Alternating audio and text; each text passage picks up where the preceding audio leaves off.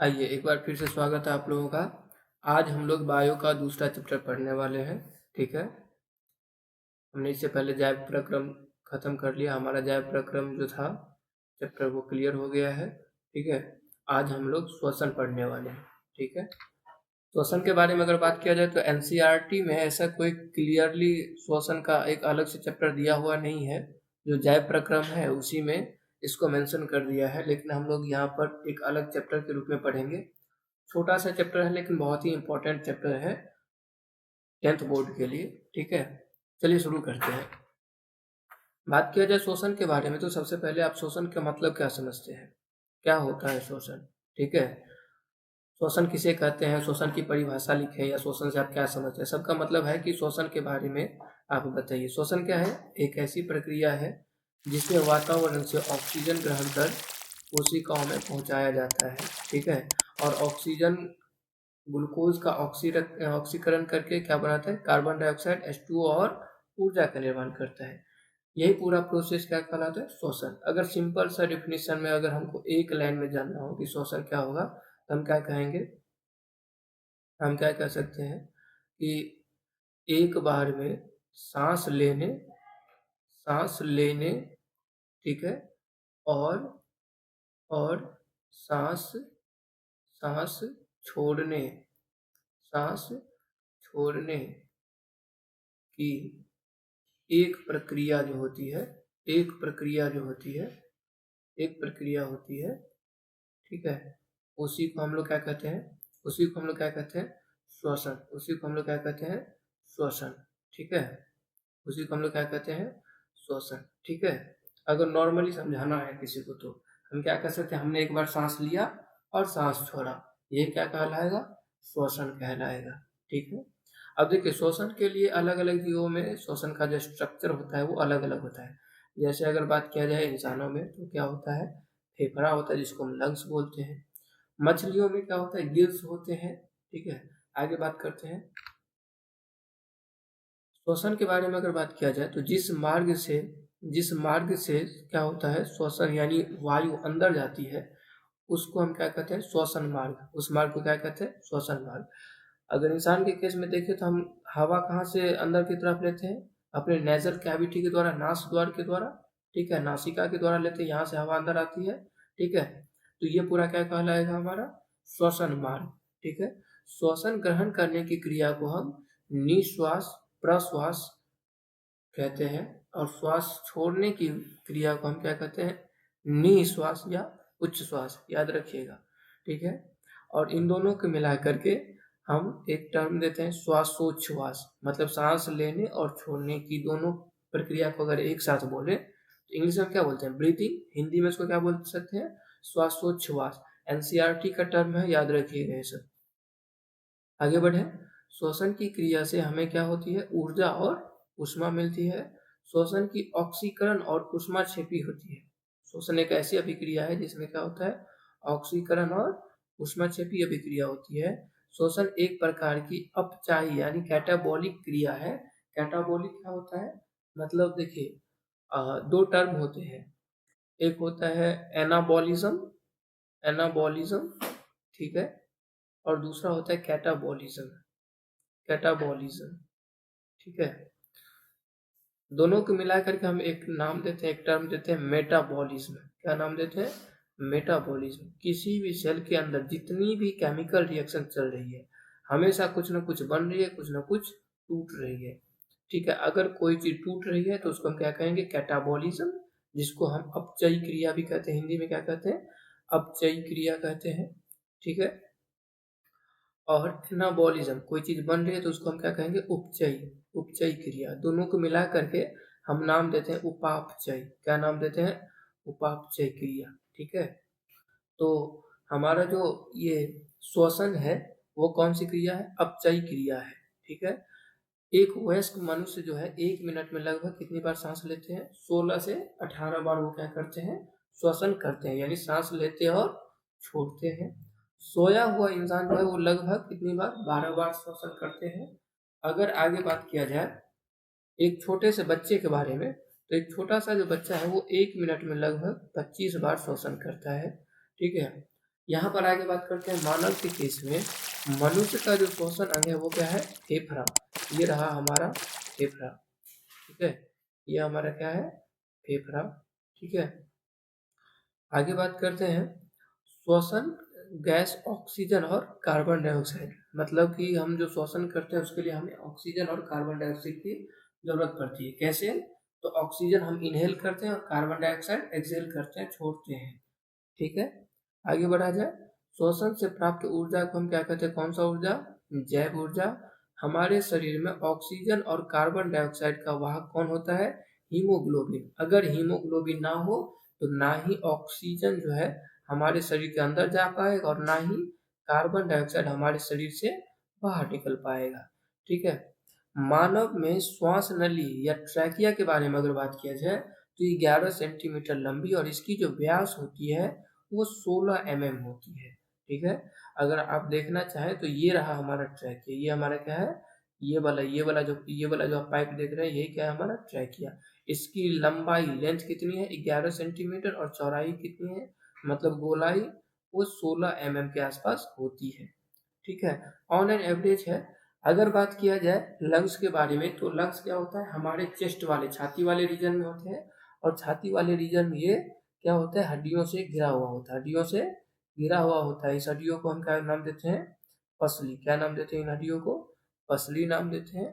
ये जो पसली होते हैं दरअसल ये कितनी जोड़ी पसली होती है, 12 जोड़ी। अगर संख्या में पूछे तो 24, जोड़ी में पूछे तो 12। आगे बढ़ा जाए, चलिए आगे देखते हैं। एक बार जब नॉर्मली हम सांस लेते हैं तो उस समय हम कितने गैस अंदर लेते हैं, लगभग 500 ml के आसपास, ठीक है। लेकिन हमारे फेफड़ा की जो अधिकतम क्षमता है वो कितना है, 6000 ml। मैक्सिमम हम कितना गैस होल्ड कर सकते हैं, 6000 ml हम होल्ड कर सकते हैं। जब हम वातावरण से वायु फेफड़ा में खींचते हैं, यानी जब हम सांस लेते हैं तो क्या सिर्फ ऑक्सीजन लेते हैं, नहीं। अगर देखा जाए वातावरण में तो कौन कौन से गैस है, बाकी गैसेस भी है, ठीक है। तो जब हम सांस लेते हैं तो उस समय ऑक्सीजन के साथ साथ जो बाकी गैस है जैसे नाइट्रोजन है, नाइट्रोजन की उपस्थिति कितनी है, 78%। ऑक्सीजन कितनी है, 21%। कार्बन डाइऑक्साइड कितनी है, 0.03%। ये सारी गैसेस जाती हैं, ठीक है। और ऑक्सीजन फिल्टर होकर के क्या होता है, आगे हमारे बॉडी के अंग तक जाते हैं, ब्लड हीमोग्लोबिन के साथ बाइंड करके। जब हम फेफड़ा से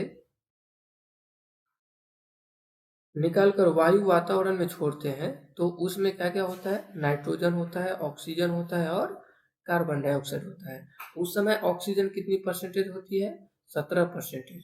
मतलब अगर हम क्या कर रहे हैं, अगर हम एक्सेलेशन कर रहे हैं, सांस छोड़ रहे हैं, तो उस समय सिर्फ और सिर्फ कार्बन डाइऑक्साइड हमारे बॉडी से नहीं रिलीज होता है, कुछ मात्रा में ऑक्सीजन भी रिलीज होता है हमारे बॉडी से, याद रखिएगा।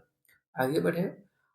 अब कहते हैं कि कुछ लोग क्या करते हैं, जैसे अगर पर्वत पर, कुछ लोग अगर पर्वत पर चढ़ रहे हैं, ऊंचाई वाले जगह पर जा रहे हैं, तो वहां पर हवा क्या होते हैं, कम होता है, ऑक्सीजन लेवल कम होता है, तो वो लोग क्या करते हैं, ऑक्सीजन वाला सिलेंडर लेकर जाते हैं। ऑक्सीजन वाला क्या लेकर जाते हैं, सिलेंडर लेकर के जाते हैं जो पीठ पर बंधा हुआ होता है। उसमें कौन कौन से गैस होते हैं, उसमें ऑक्सीजन और नाइट्रोजन दोनों गैस होते हैं।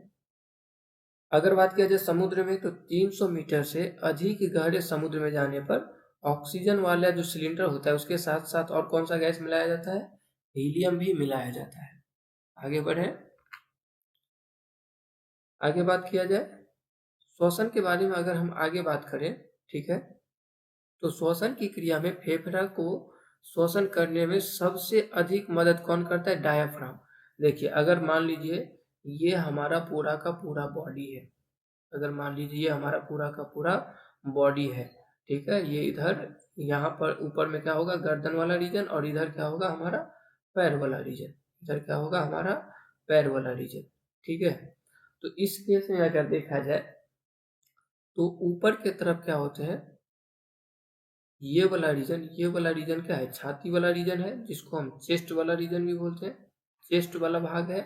और नीचे क्या है, एब्डोमिनल कैविटी, यानी हम पेट वाला रीजन कह सकते हैं, है ना, पेट वाला क्षेत्र है, ठीक है। तो ये जो छाती और पेट, ये तो दोनों ब्रांच आगे दो भाग में बट रही है, इसको ये बीच में ये एक लेयर है, ठीक है, यही लेयर दो भाग में बांटती है, और ये एक मसल का लेयर होता है, मांसपेशी का लेयर होता है, जिसको हम नाम देते हैं डायाफ्राम। क्या नाम देते हैं? डायाफ्राम। ठीक है, क्या नाम देते हैं? डायाफ्राम। ये डायाफ्राम दरअसल क्या होता है कि ये डोम शेप में होती है, ये डोम शेप में होते हैं। जब हम सांस लेते हैं, ऊपर में क्या रहता है हमारा? ऊपर में क्या रहता है हमारा? ऊपर में होगा हमारा क्या? फेफड़ा। जब हम सांस लेंगे तो फेफड़ा का दबाव नीचे की तरफ, तो ये ऐसे डोम शेप से क्या हो जाएगा? ये ऐसे एकदम फ्लैट हो जाता है। ठीक है, और जैसे सांस छोड़ते हैं तो ये ऊपर की तरफ उठ जाएगा, एक्सपेंड कर जाएगा। ठीक है, तो सांस लेने में अगर कोई मसल्स हेल्प करता है तो वो कौन हेल्प करता है? डायाफ्राम हेल्प करता है। आगे बढ़े।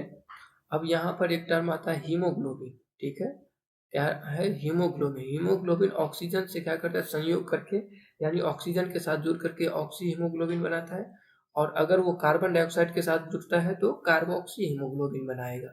ठीक है, एटीपी ही समस्त जैव कोशिकाओं में रासायनिक ऊर्जा का क्या है? सार्वजनिक वाहक है। मतलब मूल रूप से अगर देखा जाए, जितनी भी जैविक कोशिकाएं हैं सभी में ऊर्जा का जो उत्पाद है वो क्या होता है? एटीपी ही होता है। एटीपी के बारे में अगर बात किया जाए तो एटीपी का उत्पादन शरीर के अंदर जीवित कोशिकाओं में होती है, इसलिए इसे क्या कहा जाता है? जैव ऊर्जा। एटीपी के बारे में अगर पूछा जाए कि किसको जैव ऊर्जा कहते हैं, तो एटीपी को हम जैव ऊर्जा भी कहते हैं। आगे बढ़ा जाए। एटीपी का अगर फुल फॉर्म पूछे तो इसका फुल फॉर्म होता है एडिनोसाइन ट्राइफॉस्फेट। ठीक है, आगे बढ़ते हैं। ऑक्सी या वायवीय शोषण में कितने 38 एटीपी ऊर्जा बनते हैं?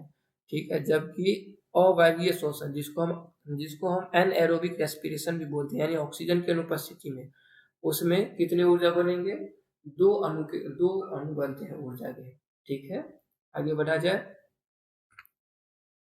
बात कर लेते हैं ऑक्सीजन ये रेस्पिरेशन के बारे में। और तो जो निम्न श्रेणी के जंतु है, मतलब एक कोशिकीय जंतु सब जो है, जो भी एक कोशिकीय जीव है, जैसे कि अमीबा हो गया, पैरामीशियम हो गया, तो इसमें जैसे हमारे बॉडी में क्या होता है? हमारे बॉडी में सांस लेने के लिए क्या होता है? फेफड़ा होता है।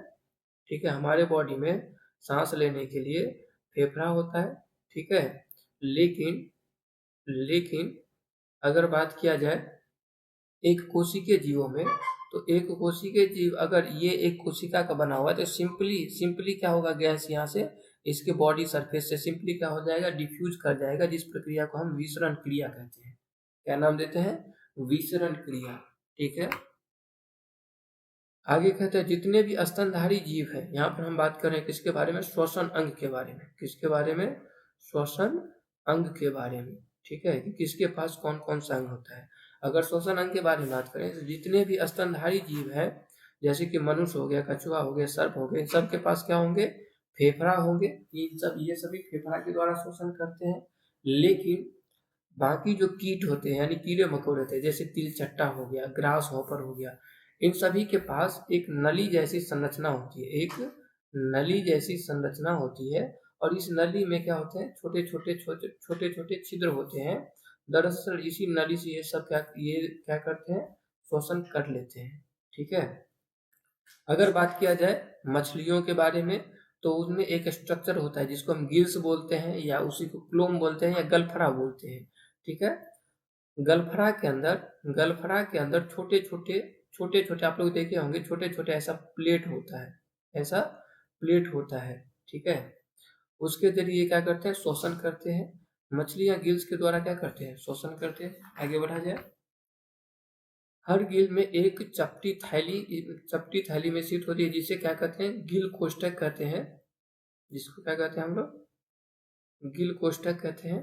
ठीक है, एक और आहार नाल की ग्रासनी या फेरिंक्स में खुलता है, तथा दूसरी ओर ये क्या होता है? शरीर के बाहर खुलता है। प्रत्येक गिल्स कोष्ठक में कई गिल पट्टिकाएं होती है, वो जो हम आपको बताए कि पतली पतली सी एक प्लेट जैसी संरचना होती है। ठीक है, आप लोग अगर कोई मछली देखे होंगे तो उसमें देखे होंगे, जब गलफड़ा निकालते हैं तो उसमें से लाल लाल कलर का एक पतला सा लेयर जैसा कुछ निकलता है, वही होता है पतली पट्टी का गिल की।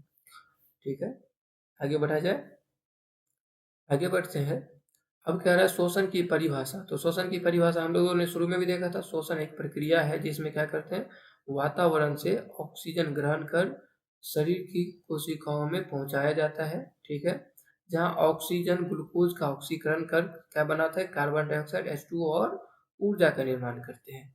आगे बढ़े, चलिए अब बात करते हैं शोषण होते कितने प्रकार के हैं। तो शोषण मुख्यतः दो प्रकार के होते हैं, ठीक है। एक यहाँ पर लिखा हुआ है वायवीय शोषण, और दूसरा होता है अवायवीय शोषण। अवायवीय शोषण, ठीक है, अवायवीय शोषण। वायवीय शोषण के बारे में अगर बात किया जाए तो ये ऑक्सीजन की उपस्थिति में होगी। कब होगी, ऑक्सीजन की उपस्थिति में, ये ऑक्सीजन की उपस्थिति में होती है। जबकि अवायवीय शोषण ऑक्सीजन की अनुपस्थिति में होती है, एब्सेंस में होती है, ठीक है, ऑक्सीजन की अनुपस्थिति में होती है। इसके बारे में वायवीय श्वसन के बारे में अगर कुछ बात किया जाए तो क्या होता है, यह श्वसन का प्रथम चरण है जिसके अंतर्गत ग्लूकोज 6 कार्बन वाले, ग्लूकोज के बारे में अगर बात किया, ग्लूकोज का फॉर्मूला क्या होता है, C6H12O6, ठीक है। तो ग्लूकोज के कितने एटम है, 6 गो, हाइड्रोजन के 12 गो और ऑक्सीजन के भी 6 गो, याद रखिएगा, ठीक है। तो क्या कह रहे हैं, ग्लूकोज 6 कार्बन वाले अणु का आंशिक विखंडन होता है, पूरा नहीं टूटता है, और ऑक्सीजन की अनुपस्थिति में होता है ये काम। इस क्रिया द्वारा अणु ग्लूकोज से 2 अणु पायरुवेट यानी 3 कार्बन वाले अणु बनते हैं का निर्माण होता है। यह क्रिया कोशिका द्रव यानी सेल के साइटोप्लाज्म में होता है, ठीक है। तथा इसका प्रत्येक चरण विशिष्ट एंजाइम यानी कई सारे एंजाइम द्वारा कैटालाइज किया जाता है इसको, ठीक है। आगे बात किया जाए, ठीक है। इस प्रक्रिया में चूंकि ग्लूकोज अणु का आंशिक विखंडन होता है, अतः उसमें निहित ऊर्जा का बहुत छोटा भाग ही मुक्त हो पाता है। मतलब आंशिक मतलब कम रूप से टूटता है, पूरी तरीका से नहीं टूटता है। इसीलिए ऊर्जा भी जो मुक्त होती है वो आंशिक रूप से ही मुक्त हो पाती है। अगर बात किया जाए आगे, शेष ऊर्जा कौन चीज में, पायरुवेट के बंधनों में ही संचित रह जाती है। पायरुवेट के आगे की स्थिति निम्नलिखित 3 प्रकार से होती है, जो इस प्रकार से है। पहला क्या होगा, पायरुवेट ऑक्सीजन की अनुपस्थिति में क्या बनाएगा, इथेनॉल एवं कार्बन डाइऑक्साइड में परिवर्तित हो जाता है, और यह क्रिया क्या कहलाता है, किण्वन कहलाता है, जिसको हम फेर्मेंटेशन भी बोलते हैं, जो ज्यादातर किस में देखने को मिलता है, यीस्ट में देखने को मिलता है। आपसे पूछा जाएगा किण्वन की क्रिया किस में होती है, यीस्ट में होती है। आगे बढ़े, दूसरा इसका क्या इफेक्ट पड़ता है कि ऑक्सीजन के अभाव में हमारी मांसपेशी में पायरुवेट क्या होता है, लैक्टिक अम्ल का निर्माण कर देती है, और हमारी पेशी कोशिकाओं में अधिक मात्रा में लैक्टिक अम्ल के संचय यानी जमा होने से क्या होने लगता है, दर्द होने लगता है। जब हम क्या होता है बहुत ज्यादा चलते हैं, बहुत ज्यादा चलने या दौड़ने के बाद हमारी मांसपेशियों में क्या होता है, ऐंठन या तकलीफ होने लगती है या दर्द होने लगती है। उसका मेन कारण क्या है, उसका मेन कारण है लैक्टिक अम्ल का निर्माण होना। क्या, लैक्टिक अम्ल का निर्माण होना। कारण रीजन क्या है कि ये ऑक्सीजन की अनुपस्थिति में नहीं होती है, ये ऑक्सीजन की कमी की वजह से होती है। 2 टर्म है, ध्यान दीजिएगा, एक होता है ऑक्सीजन की कमी और एक होता है ऑक्सीजन की अनुपस्थिति। ऑक्सीजन की कमी की वजह से जिस समय हम दौड़ रहे होते हैं उस समय हमारे बॉडी को एनर्जी की ज्यादा जरूरत होती है, तो रेस्पिरेशन रेट, हमारा ब्रीदिंग रेट, सांस लेने की जो दर है वो क्या हो जाती है, बढ़ जाती है। लेकिन उस समय ऑक्सीजन प्रॉपर मात्रा में अगर नहीं जा पाता है, ठीक है, ऑक्सीजन की कमी रह जाती है, उसकी वजह से पायरुवेट कौन चीज में बदल जाता है, लैक्टिक अम्ल का निर्माण कर देता है, जिसकी वजह से हमारी कोशिकाओं में लैक्टिक अम्ल जमा हो जाते हैं और यही लैक्टिक अम्ल दर्द का कारण बनता है। आगे बढ़े, अगला क्या इफेक्ट शो करता है। अब बात करते हैं ऑक्सीजन की उपस्थिति में क्या क्या बनते हैं। तो ऑक्सीजन की उपस्थिति में पायरुवेट का पूर्ण ऑक्सीकरण होता है एवं कार्बन डाइऑक्साइड, ठीक है, जल, इस सब की क्या होता है, निर्माण होता है। क्योंकि यह क्रिया क्या होता है, ऑक्सीजन की उपस्थिति में होती है, अतः इसे हम वायवीय शोषण कहते हैं। पहले ही बताया, वायवीय शोषण मतलब ऑक्सीजन की उपस्थिति, ऑक्सीजन की उपस्थिति में जो शोषण हो रहा है उसको हम क्या कहेंगे, वायवीय शोषण, और अनुपस्थिति में हो रही है तो अवायवीय शोषण। अब हम आगे अवायवीय शोषण देखते हैं।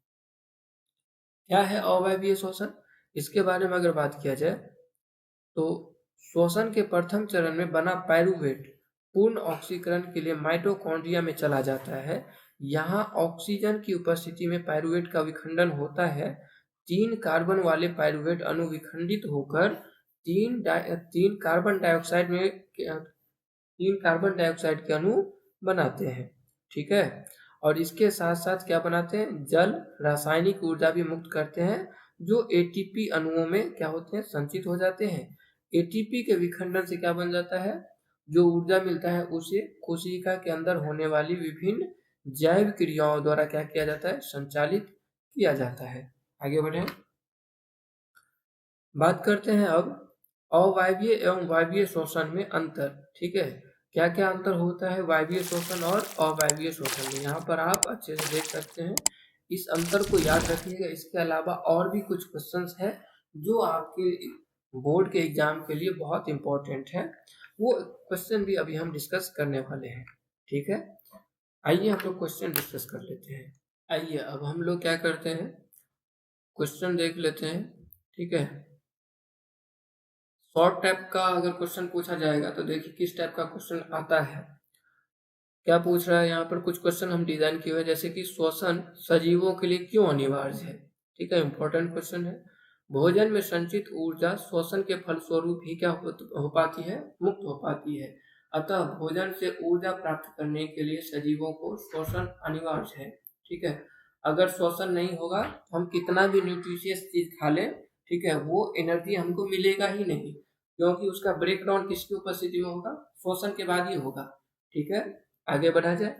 चलिए नेक्स्ट क्वेश्चन क्या कर रहा है हमारा, श्वसन की परिभाषा हमने देखा था। क्या होता है कि श्वसन एक ऐसी प्रक्रिया है जिसमें वातावरण से हम क्या करते हैं, ऑक्सीजन ग्रहण करते हैं। ठीक है, और शरीर की कोशिकाओं में पहुंचाया जाता है, जहां ऑक्सीजन ग्लूकोज का ऑक्सीकरण कर क्या क्या बनाता है, कार्बन डाइऑक्साइड H2O और ऊर्जा का निर्माण करता है। ठीक है, और कुछ क्वेश्चन, संपूर्ण श्वसन की प्रक्रिया को बोर्ड समीकरण से दर्शाए, यानी श्वसन की जो संपूर्ण प्रक्रिया होती है उसमें श्वसन को शो करने के लिए बोल रहा है। तो क्या देखेंगे, हमने क्या देखा था कि ऑक्सीजन जो है किसके साथ, ग्लूकोज के साथ मिलकर के जब कुछ एंजाइम के साथ एक्ट करता है तो उसको क्या क्या चीज में तोड़ता है, कार्बन डाइऑक्साइड, H2O यानी पानी और ऊर्जा। अच्छा, कार्बन डाइऑक्साइड के कितने अणु हैं, ये देखिए, ये जो 6 है, ये इस इक्वेशन को बैलेंस किया गया है। ठीक है, संतुलित किया गया है। ये सब आगे हम लोग देखेंगे। ठीक है, आगे बढ़ा जाए। चलिए अगला हमारा क्वेश्चन है कि ग्लूकोज के आंशिक ऑक्सीकरण से किन किन यौगिकों का निर्माण होता है। मतलब ग्लूकोज का पूर्ण ऑक्सीकरण नहीं हो रहा है, आंशिक रूप से ऑक्सीकरण हो रहा है, तो क्या क्या बनता है, आइए देखते हैं। ठीक है, तो देखिए आंशिक ऑक्सीकरण से क्या होता है, ये ग्लूकोज होगा। ठीक है, मिस हुआ है। ग्लूकोज के आंशिक ऑक्सीकरण से पाइरूवेट, इथेनॉल, इथेनॉल ऐसे होता है, टाइपिंग मिस्टेक है, इथेनॉल या लैक्टिक अम्ल का निर्माण होता है। ठीक है, अगला क्या क्वेश्चन है, लगातार दौड़ने से व्यक्ति की पेशियों में दर्द क्यों होता है। हमने अभी भी बताया था आपको कि क्या होता है, लैक्टिक अम्ल का निर्माण होता है, जिसके कारण क्या होता है, हमें दर्द या तकलीफ महसूस होती है। लगातार दौड़ने से व्यक्ति के पेशियों में ऑक्सीजन का अभाव होता है। ठीक है, जिसके कारण पाइरूवेट विखंडित होकर लैक्टिक अम्ल में बदल जाता है। जिस पाइरूवेट को किसमें बदलना था, पूर्ण ऑक्सीकृत होकर के एनर्जी रिलीज करना था, ऑक्सीजन की कमी की वजह से वो कौन चीजों में बदल जाता है, लैक्टिक अम्ल में। जब इस अम्ल का संचयन व्यक्ति के मांसपेशियों में अधिक होता है तो मांसपेशियां क्या होने लगती है, दर्द करने लगती है। ठीक है, इसीलिए जब कभी हम दौड़ते हैं, ठीक है, या कुछ एक्सरसाइज वगैरह करते हैं तो हमारे मांसपेशियों में दर्द होती रहती है। आगे बढ़े, अगला हमारा क्वेश्चन है, किण्वन किस प्रकार का श्वसन है। किण्वन के बारे में पूछ रहा है, यह कहाँ होता है। अभी हमने आपको बताया था कि जितने भी निम्न प्रकार के जीव हैं, यानी कि एक कोशिकीय जीव वगैरह या जीवाणु या बैक्टीरिया कह लीजिए। ठीक है, किण्वन क्या है, अवायवीय श्वसन है, यानी वायु की ऑक्सीजन की अनुपस्थिति में होती है। मोस्टली ये किसमें देखने को मिलता है, यीस्ट में देखने को मिलता है। अगला क्वेश्चन है, श्वास नली या ट्रैकिया क्या है। श्वास नली या ट्रैकिया एक हवा भरी शाखित नलिका होती है जो एक तरफ सीधे ऊतकों के संपर्क में तथा दूसरी तरफ क्या होती है, शरीर के सतह पर श्वास रंध्र नामक छिद्र द्वारा खुली रहती है। हमने आपको बताया था, ठीक है, ये एक प्रकार की क्या है, ट्यूब जैसी संरचना होती है, ठीक है। और इस ट्यूब जैसी संरचना में क्या होगी, छोटे छोटे छिद्र होंगे, ठीक है, छोटे छोटे छिद्र होते हैं। अब ये क्या होते हैं, एक तरफ सीधे ऊतक से जुड़े हुए रहते हैं और दूसरी तरफ शरीर के सतह पर क्या होते हैं, छोटे छोटे छिद्र से डायरेक्टली इससे क्या होते हैं, गैस का एब्जॉर्प्शन और इससे एक्सक्रीशन होते रहता है। ठीक है, आगे बढ़ा जाए। चलिए हम लोग आगे बढ़ते हैं। ठीक है,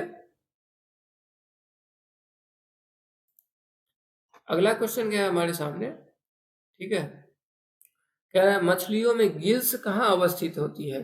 सब जानते हैं यार, मछलियों में गिल्स सिर के पार्श्व भाग में, यानी सिर के साइड वाले भाग में, आंख के ठीक पीछे स्थित होती है, गलफरा में ना। ये बात तो सब जानते हैं। चलिए आगे बढ़ा जाए। मानव शरीर की कौन कौन सी संरचनाएं श्वसन अंगों का निर्माण करती है। क्या क्या होती है, नासिका छिद्र होती है, लैरिंग्स होती है, फेफड़ा होती है, फेफड़ा का जो भी संरचना है, ठीक है, ये सभी मिल करके मानव शरीर की क्या है, श्वसन अंगों का निर्माण करती है। ठीक है, श्वसन अंग मतलब उसमें कौन कौन सी चीजें आती है, हमारे फेफड़ा आते हैं, ठीक है, उसके बाद वो ट्रैकिया वगैरह आते हैं, फिर नासिका द्वार आते हैं, जिसको हम ये नाक वाला जो होल है ये आते हैं। ये सभी मिल करके हमारा श्वसन अंग का निर्माण करते हैं। आगे बढ़े। आगे क्या कह रहा है कि श्वासोच्छ्वास क्या है, क्या है श्वासोच्छ्वास, प्रश्वास, प्रश्वास और उच्छ्वास के सम्मिलित रूप को हम क्या कहते हैं, श्वासोच्छ्वास। ठीक है, क्वेश्चन है मछली, मच्छर, केचुआ और मनुष्य के मुख्य श्वसन अंग के नाम लिखिए। ठीक है, तो हम जानते हैं मछली कहाँ से, क्लोम या गिल्स से श्वसन करते हैं। मच्छर कहाँ से, ट्रैकिया से करेंगे। केचुआ कहाँ से करते हैं, त्वचा से करते हैं। और हम लोग तो जानते हैं यार, हम लोगों के पास फेफड़ा होता है। आगे बढ़े, चलिए। ठीक है, अगला प्रश्न है हमारे सामने, श्वसन एवं दहन में कोई दो अंतर बताइए। ठीक है, श्वसन और दहन में क्या पूछ रहा है, अंतर पूछ रहा है। आइए देखते हैं श्वसन और दहन में क्या अंतर है। ठीक है, श्वसन श्वसन और दहन, एक तरफ श्वसन लिख लीजिए और दूसरी तरफ दहन लीजिए। यहाँ पर तो ये 2 अंक के प्रश्न है, इसलिए पूछ रहा है कोई दो आपको अंतर बताना है। लेकिन हो सकता है ये 5 मार्क में पूछ दे, तो इससे ज्यादा भी आपको लिखना पड़ेगा। देखिए, ऊर्जा जो मुक्त होती है, ऊर्जा श्वसन में भी बनती है और दहन में भी। ठीक है, दहन एक ज्वलनशील प्रक्रिया होती है। ठीक है, आइए देखते हैं। श्वसन के बारे में अगर बात किया जाए तो ये कोशिकीय स्तर पर होता है। हम क्या कह सकते हैं कि यह कोशिका में होता है। पहला अंतर क्या लिख सकते हैं कि यह कहाँ होता है, कोशिका में होता है। यह कोशिका में होता है। ठीक है, दहन के बारे में अगर बात किया जाए तो हम क्या कह सकते हैं, यह कोशिका में नहीं होता है। यह कोशिका में नहीं होता है, नहीं होता है। ठीक है, आगे बढ़ा जाए। दूसरा हम लोग इसमें अंतर क्या देख सकते हैं, ठीक है, और क्या कह सकते हैं कि श्वसन के बारे में ये कह सकते हैं कि ऊर्जा चरणबद्ध ढंग से विमुक्त होती है, यानी क्रमानुसार होती है, स्टेप बाय स्टेप इसमें ऊर्जा रिलीज होती है। हम क्या कह सकते हैं कि ऊर्जा चरणबद्ध ऊर्जा चरणबद्ध ढंग से ऊर्जा चरणबद्ध ढंग से क्या होती है, विमुक्त होती है, विमुक्त होती है। ठीक है, इसमें क्या कह सकते हैं, इसमें दूसरा पॉइंट हम क्या कह सकते हैं कि इसमें जो ऊर्जा होगी वो अचानक क्या होगी, अचानक रूप से विमुक्त होती है। इसमें चरणबद्ध तरीके से नहीं होगा। हम इसमें क्या कह सकते हैं कि ऊर्जा ऊर्जा अचानक अचानक रूप से क्या होती है, विमुक्त होती है। अचानक रूप से विमुक्त होती है, विमुक्त होती है। कोई दिक्कत? चलिए, और हम क्या कह सकते हैं इसके बारे में, और एक दो अंतर देख लेते हैं। ठीक है, अच्छा, शोषण जो होगा वो क्या होगा, एंजाइम की वजह से ना। हम क्या कह सकते हैं शोषण के बारे में, यह एंजाइम के द्वारा नियंत्रित होता है। यह एंजाइम यह एंजाइम के द्वारा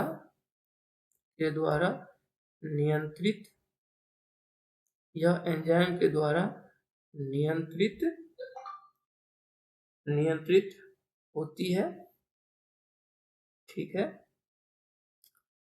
वहीं पर हम इसके बारे में क्या कह सकते हैं कि क्या इसमें किसी एंजाइम का रोल है? नहीं, तो हम क्या कह सकते हैं, एंजाइम के द्वारा नियंत्रित नहीं होती है। यह एंजाइम के द्वारा नियंत्रित नहीं होती है, नियंत्रित नहीं होती है, नहीं होती है। ठीक है, और क्या कह सकते हैं, और एक दो अंतर देख लेते हैं। ठीक है, क्या हमारे बॉडी में जो एनर्जी रिलीज होती है श्वसन के बाद, तो क्या उसमें प्रकाश की उत्पत्ति होती है? नहीं, तो हम क्या कह सकते हैं, इसमें प्रकाश की उत्पत्ति नहीं होती है। इसमें प्रकाश की उत्पत्ति नहीं होती है, नहीं होती है। ठीक है, इसमें क्या कह सकते हैं, इसमें प्रकाश की उत्पत्ति इसमें प्रकाश की उत्पत्ति होती है, उत्पत्ति होती है, होती है। ठीक है, और कुछ कहा जा सकता है? हाँ, चलिए एक और हम इसमें अंतर देख लेते हैं। इसमें क्या होता है, एनर्जी के साथ साथ कई उत्पादों का निर्माण होता है। तो हम क्या कर सकते हैं, कई उत्पाद का निर्माण होता है। इसमें कई उत्पाद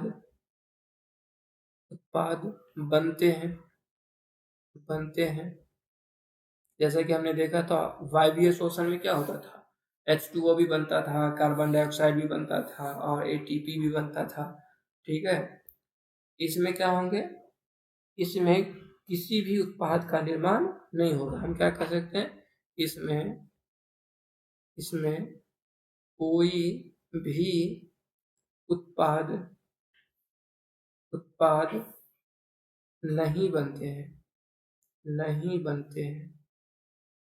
नहीं बनते हैं।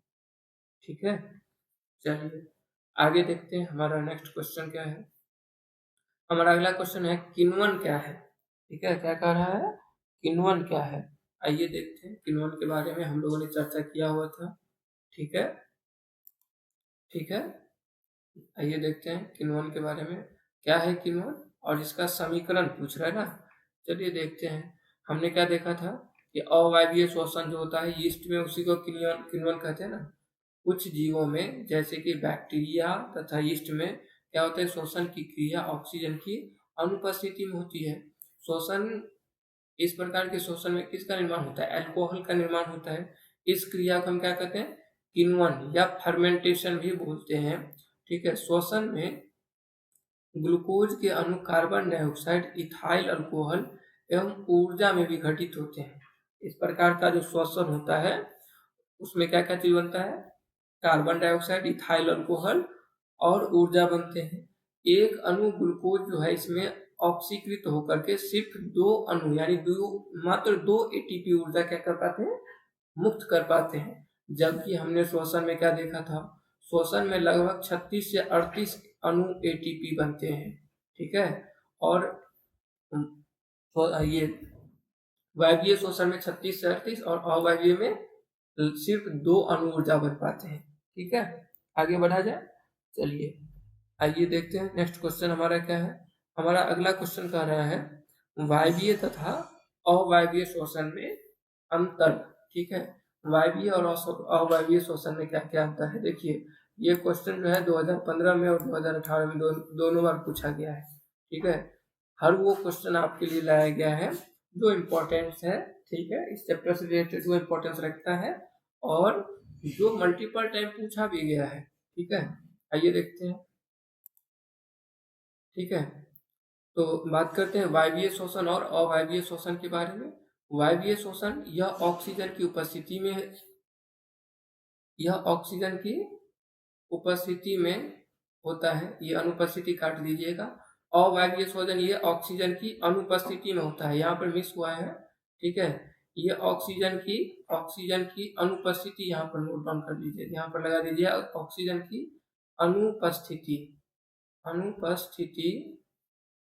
अनुपस्थिति में होता है, ठीक है। वायवीय शोषण के बारे में और क्या बात कर सकते हैं, ठीक है, कि ये कोशिका के अंदर माइटोकॉन्ड्रिया में होता है। वायवीय शोषण कोशिका के अंदर माइटोकॉन्ड्रिया में होता है, ठीक है। और ये माइटोकॉन्ड्रिया के बाहर कोशिका द्रव में होता है, ठीक है, ठीक है। तो आइए हम लोग देखते हैं वायवीय और अवायवीय शोषण में अंतर। आइए देखते हैं वायवीय और अवायवीय शोषण में अंतर। वायवीय शोषण के बारे में देखें तो इसको हम क्या कर सकते हैं कि ये ऑक्सीजन की उपस्थिति में होती है, ठीक है। इसके बारे में पहली बात, ये ऑक्सीजन की अनुपस्थिति में होती है। यह प्रथम चरण इसका जो होता है वायवीय शोषण का वो कोशिका द्रव में, जबकि फाइनली कंप्लीट कहाँ पर होगा, ये माइटोकॉन्ड्रिया में जाकर के।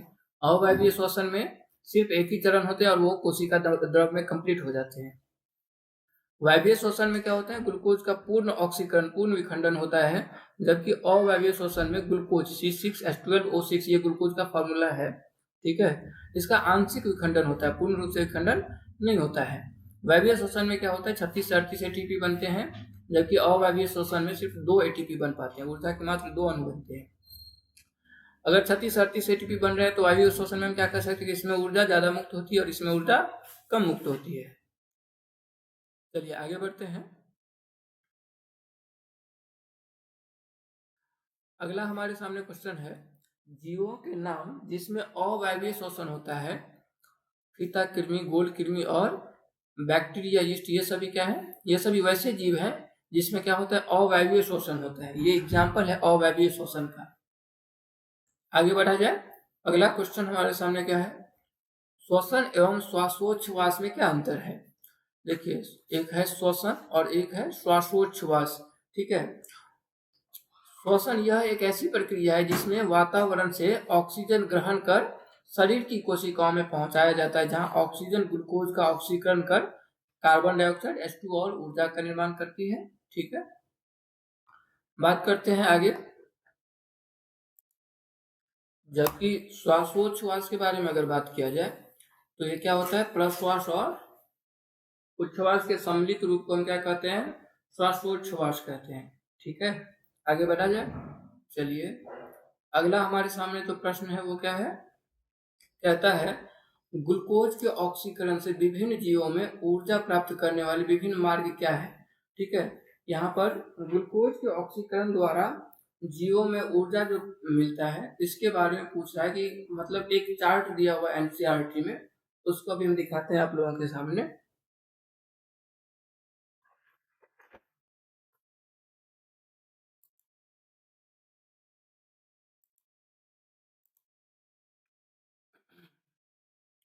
देखिए, इसी स्ट्रक्चर के बारे में बात हम कर रहे थे, ठीक है। ग्लूकोज जो है कहाँ, कोशिका द्रव में टूट करके पाइरूवेट में बदलेगा और उसके साथ 3 ऊर्जा का अणु बनता है, ठीक है। ऑक्सीजन की अनुपस्थिति में ये क्या बनाता है, इथेनॉल, कार्बन डाइऑक्साइड और ऊर्जा के 2 अणु बनाते हैं, मतलब 2 ATP बनाएंगे, ठीक है। किसमें, यीस्ट में, ठीक है। ऑक्सीजन के अभाव यानी ऑक्सीजन की कमी से, ऑक्सीजन की जब कमी होती है तो क्या बनाता है, लैक्टिक अम्ल और ऊर्जा के 3 अणु ऊर्जा बनाते हैं और 3 को कार्बन के अणु बनाते हैं, ठीक है। ये दरअसल हमारी पेशी में होता है, हमारी पेशी की कोशिकाओं में, जब हम बताए थे आपको कि दौड़ने पर जो हमारे बॉडी में पेन होते रहता है, ठीक है। आगे बात करते हैं ऑक्सीजन की उपस्थिति में, ठीक है, क्या बनाएगा, कार्बन डाइऑक्साइड, जल और ऊर्जा बनाएगा। ये कहाँ पर बनेंगे, माइटोकॉन्ड्रिया में बनेंगे, ठीक है। इसी स्ट्रक्चर के बारे में हम बात कर रहे थे। ये एनसीईआरटी में एकदम क्लियरली गिवन है। अगर आप लोगों को नहीं मिलेगा तो आप कमेंट कीजिएगा, हम ये प्रोवाइड कर देंगे आप लोगों को, ठीक है। आइए आगे बढ़ते हैं अगले क्वेश्चन की तरफ। आइए अगला प्रश्न देखते हैं। अगला प्रश्न क्या कह रहा है, अत्यधिक व्यायाम के दौरान खिलाड़ी के शरीर में क्रैम्प होने लगता है, क्यों? क्योंकि अत्यधिक व्यायाम के दौरान खिलाड़ी के शरीर में ऑक्सीजन तथा पानी का अभाव हो जाता है, जिससे पायरुवेट का विघटन लैक्टिक अम्ल में हो जाता है, जिससे क्या होता है, मांसपेशियों में दर्द की अनुभूति होती है तथा शरीर में क्रैम्प होने लगता है। यही मेन कारण है, ठीक है। अब इसके साथ साथ कुछ ऑब्जेक्टिव टाइप के क्वेश्चन भी लाए हुए हैं आपके लिए, वन लाइनर, ये देखते हैं, ठीक है। जैसे कि पहला क्वेश्चन क्या है, ऑक्सीजन की अनुपस्थिति में ग्लूकोज के ऑक्सीकरण को क्या कहते हैं? हम जानते हैं अवायवीय श्वसन कहते हैं। ऑक्सीजन की उपस्थिति में ग्लूकोज के ऑक्सीकरण को कहते हैं वायवीय श्वसन, ठीक है। अगला क्वेश्चन क्या है हमारे सामने, नेक्स्ट प्रश्न है, कोशिकाओं में रासायनिक ऊर्जा का सार्वजनिक वाहक कहलाता है, क्या कहलाता है? एड्रीनोसिन ट्राइफॉस्फेट, एटीपी, एड्रीनोसिन ट्राइफॉस्फेट, ठीक है। आगे बढ़ा जाए, कोशिकीय ईंधन किसे कहते हैं? ग्लूकोज को। अगला प्रश्न है हमारे सामने, संपूर्ण श्वसन क्रिया की दो प्रमुख चरणों के नाम बताएं, कौन कौन सा? प्रश्वास और उच्छ्वास, ठीक है। श्वसन जीवों के लिए क्यों आवश्यक है? क्योंकि जैव ऊर्जा का उत्पादन इसके बिना नहीं होगा, इसलिए जैव ऊर्जा के उत्पादन के लिए जरूरी है। अगला प्रश्न है, श्वसन की क्रिया में उत्पोत्पाद के रूप में क्या मुक्त होता है? हमारे बॉडी से उत्पोत्पाद के रूप में क्या बनता है? कार्बन डाइऑक्साइड, ठीक है। श्वसन को दो चरणों में किस आधार पर बांटा गया है? आइए देखते हैं इसका आंसर, ग्रहण करने तथा छोड़ने के आधार पर, ठीक है। अगला प्रश्न क्या है, अवायवीय श्वसन किसे कहते हैं? वायु की अनुपस्थिति, वायु की अनुपस्थिति मतलब क्या? ऑक्सीजन की अनुपस्थिति में होने वाले श्वसन को क्या कहेंगे? अवायवीय श्वसन कहेंगे। वायवीय श्वसन किस प्रकार की वायवीय श्वसन की क्रिया किस स्थिति में आरंभ होती है? ऑक्सीजन की उपस्थिति में, ठीक है। बहुत नॉर्मल सा क्वेश्चन रहता है, इससे ज्यादा कोई टफ क्वेश्चन आने वाला है नहीं। अगला प्रश्न देखिए, पायरुवेट का पूर्ण ऑक्सीकरण कब होता है? किस चरण में? दूसरे चरण में। याद है हम लोग वायवीय श्वसन में आपको क्या बताए थे कि पहले कहाँ होगा? कोशिका द्रव में, और फिर कहाँ होगा? माइटोकॉन्ड्रिया में। पौधों में श्वसन गैसों का आदान प्रदान किन अंगों द्वारा होता है? पौधों के पत्तों में रंध्र होते हैं, छोटे छोटे छिद्र, ठीक है, वहां से होते हैं। अगला प्रश्न है, पौधों में गैसों का विनिमय किस क्रिया से होता है? विसरण क्रिया द्वारा होता है। अमीबा तथा पैरामीशियम में श्वसन शरीर की कौन सी संरचना के माध्यम से होती है? शरीर के सतह द्वारा होती है, ठीक है। आगे अगला प्रश्न है, मछली के श्वसन अंग का नाम? गिल्स को एक और नाम लिखते हैं क्लोम, ठीक है। गिल्स कहिए या क्लोम कहिए। आगे बढ़ा जाए, अगला प्रश्न क्या है, स्थलीय कीट तथा मनुष्य के श्वसनांगों के नाम? स्थलीय कीट का श्वसनांग क्या है? श्वसनांग मतलब श्वसन अंग, श्वासनली, और मनुष्य का क्या है? फेफड़ा। स्थलीय कीट में पाए जाने वाले श्वसन का प्रकार क्या कहलाता है? वायवीय श्वसन। वर्टिब्रेटा के दो ऐसे वर्गों के नाम लिखे जिनमें श्वसन केवल फेफड़े से होता है, कहाँ से होता है? स्तनी वर्ग और एबीज वर्ग, ठीक है। अगला प्रश्न क्या है, मनुष्य में श्वसन क्रिया में प्रयुक्त संपूर्ण अंगों के नाम लिखिए, क्या क्या है? नास छिद्र या नासद्वार कह लीजिए, लैरिंग्स कह लीजिए, और फेफड़ा कह लीजिए, ठीक है। इसके साथ ट्रैकिया भी आ जाएगा। फेफड़ों द्वारा श्वसन किन दो क्रियाओं से पूर्ण होता है? प्रश्वास और उच्छ्वास, ठीक है, सांस लेना और सांस छोड़ना। अगला प्रश्न क्या है, पचे हुए भोज्य पदार्थ से ऊर्जा का उत्पादन किस क्रिया से होता है? श्वसन से। यीस्ट में पायरुवेट से इथेनॉल किस क्रिया द्वारा बनता है? किण्वन प्रक्रिया द्वारा बनता है, ठीक है। आपको ये पूरा का पूरा पीडीएफ नोट्स मिल जाएगा आपको डिस्क्रिप्शन में, ठीक है, वहां से आप पूरा ऑब्जेक्टिव देख लीजिएगा, ठीक है।